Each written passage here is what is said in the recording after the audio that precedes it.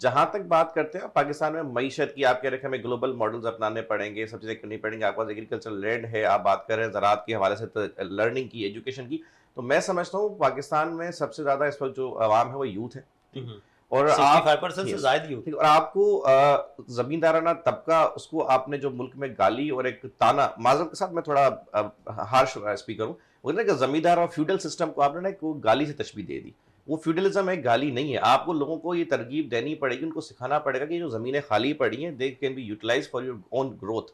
لوگوں کو سکھانا پڑے گا کہ زمینداری ہے کیا، زمینداری پڑھ کے بھی کی جا سکتی ہے. نہیں تو لوگ جو ہے نا خود سے جا کے قبضہ تو نہیں کر سکتے، قبضہ نہیں کر سکتے، بٹ لوگوں کا فوکس نہیں ہے نا. دیکھیں آپ کو رجحان بنانا پڑے گا کہ بھائی آپ اگر اس وقت دیکھیں یوتھ اس وقت نوجوان کیا کر رہا ہے، نوجوان چاہتا ہے میں ایک سافٹ ویئر ہاؤس کھول لوں، مجھے باہر سے ڈالر ملے. بھائی وہ ڈالر باہر سے لانا اتنا آسان نہیں ہے. سب سے پہلے تو وہ جانا ہی باہر جاتا ہے تاکہ وہ وہاں جا کے وہاں کی ساری زندگی کو. کچھ لوگوں کا کانسیپٹ یہ بھی ہے کہ اگر میں باہر نہیں جا رہا کچھ، کیونکہ ہم نا سوشلی ایموشنلی لوگ بھی ہے نا، ہمیں یہاں پہ ہماری فیملی ریسپانسبلٹیز بھی ہے، ہماری ڈومیسٹک لائبلٹیز بھی ہیں، ہم نہیں جا سکتے. ٹھیک ہے، بعض اوقات تو ہمارا فوکس کیا ہے اس وقت کہ ہمیں ایزی منی چاہیے. وہ یہ کہ ہم باہر سے کوئی کال سینٹر کھول لیتے ہیں، سافٹ ویئر کھول لیتے ہیں، اس میں ملینز ڈمپ ہو جاتے ہیں، ان کو سمجھ میں نہیں آتی، اور اس بزنس ماڈل کو سمجھتے 3 سال 4 سال لگ جاتے ہیں اور سرمایہ ڈوب چکا ہوتا ہے.